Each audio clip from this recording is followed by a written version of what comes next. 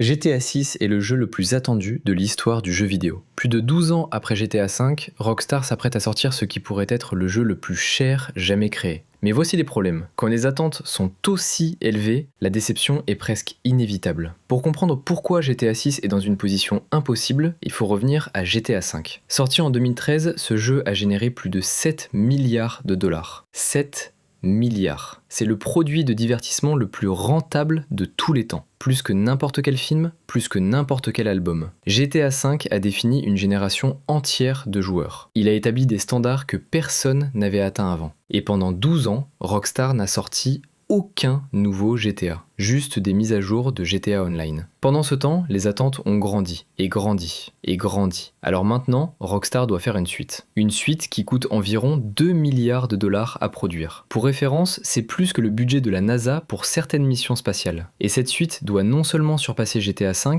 mais justifier 12 ans d'attente. Mais voici le premier problème. Personne n'est d'accord sur ce que devrait être GTA 6. Certains veulent plus de réalisme, un monde ultra détaillé où chaque action a des conséquences. D'autres veulent plus d'actions chaotiques, comme l'ancien GTA. Certains veulent une carte massive, genre un pays entier. D'autres veulent une carte plus petite, mais ultra dense, où chaque centimètre carré a du contenu. Certains veulent innover radicalement. Nouveau gameplay, nouvelles mécaniques, révolutionner la franchise. D'autres veulent juste GTA V en mieux. Même formule, juste perfectionner ce qui marche déjà.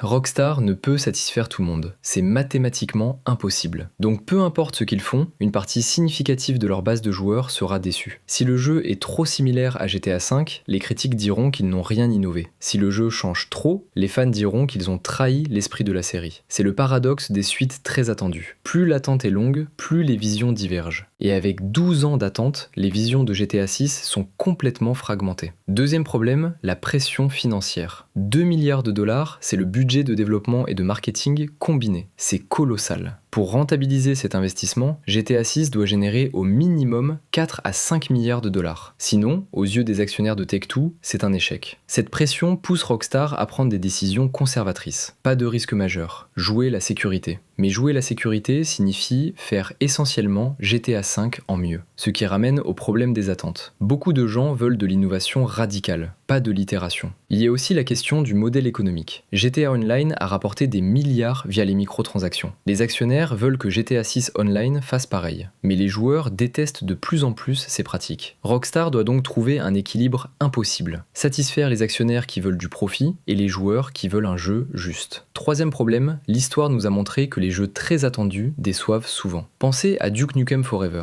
15 ans de développement. Le jeu était devenu un mythe. Et quand il est enfin sorti, catastrophe. Pensez à Cyberpunk 2077 au lancement. Des années de hype, des promesses énormes. Résultat, un jeu cassé qui a détruit la réputation de CD Projekt Red. Ces jeux n'étaient pas nécessairement mauvais dans l'absolu, mais ils ne pouvaient jamais être à la hauteur du mythe construit pendant des années d'attente. Les joueurs s'étaient imaginé le jeu parfait, et aucun jeu réel ne peut rivaliser avec un jeu imaginaire. GTA 6 risque le même sort. Pendant 12 ans, chaque joueur s'est construit sa vision de GTA 6 dans sa tête. Le jeu parfait. Le jeu ultime. Rockstar doit maintenant livrer un produit réel qui sera comparé à des millions de visions idéalisées différentes. Alors, GTA 6 sera-t-il un succès ? Financièrement, oui, sans aucun doute. Le jeu vendra des dizaines de millions d'exemplaires. Il rapportera des milliards. Rockstar et Take-Two gagneront énormément d'argent. Mais sera-t-il considéré comme un succès créatif ? Surpassera-t-il l'héritage de GTA V ? Satisfera-t-il les attentes accumulées pendant 12 ans ?